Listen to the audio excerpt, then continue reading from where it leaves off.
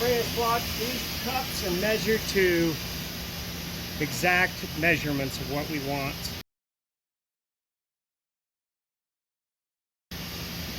So you do 1 large cup of paint to 1 small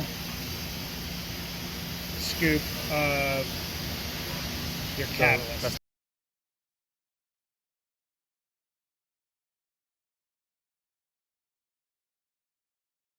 We're going to mix this up.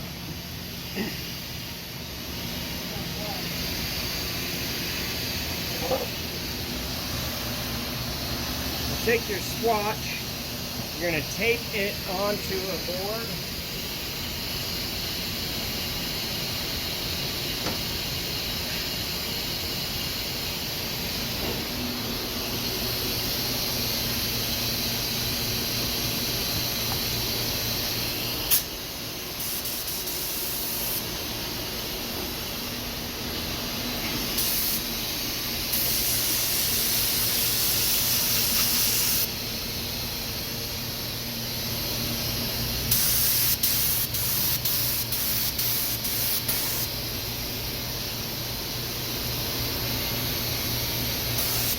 You'll do the crisscross pattern to make sure that your lines or stripes are non-existent as it levels out to dry.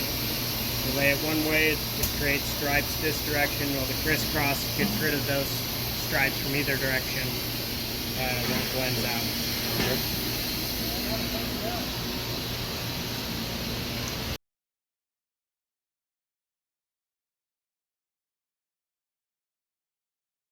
Once you sprayed it, you'll clean out your gun. That way you are ready to use it again. Just butyl acetate, right? Yeah, butyl acetate or acetone. This is acetone. The acetone has a higher flash point than butyl acetate, so it just evaporates faster. And it's not really acidic. It's more just kind of sucks the moisture out of everything.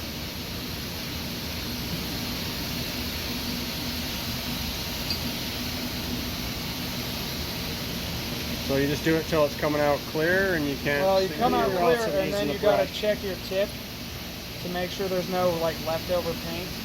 You're putting a little bit, drain it, and then you'll check to make sure there's not a bubble of paint right at the very tip. If there's not, then it's clean. And it's also The clear good. base is thinner, so clean is easier. Another way to verify is if you look down here, if you fill this up with your butyl acetate or acetone, to see how clear that is. Nice and clear. If it's still foggy, that means you probably still have some paint residue down inside here. So now you have that ready. It's nice and clean, ready to be used again. Once you have that, you're going to take your swatch. It's had a little bit of time as while you're cleaning your gun to level out. You're going to take it and you're going to run it through the ovens.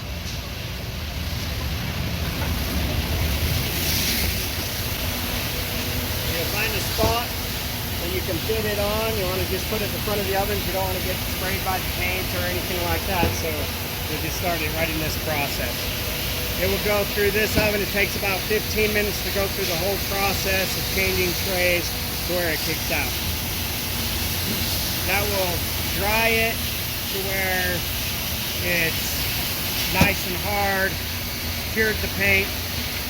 We still let it sit for about an hour once it comes out of the oven. The reason we let it sit for about an hour is to make sure that that paint is nice and flashed off, that the heat isn't adding anything to the photo eye, nice and cold, and plenty of time for that paint to cure. Do color tones vary at all based on how dry it is? Like will Yes. As an example, if you're scanning it with when it just comes out, it's going to be nice and warm. Well, your photos are going to read that nice and warm versus a cold swatch. So that is one factor. Another factor is if it's not fully cured and you start scanning it, then those colors that are in that aren't fully bonded. So those can shift. Depending on how they shift, give you a slightly different reading. That's why we give it a good hour. You can have a scan at one day, and if you scan it the very next day, you could have a completely different read. mostly because it's still curing. We give it that process from the oven to an hour dry time to help with that, to make sure we're as close as possible before we say okay. It usually actually takes about 24 days to fully cure.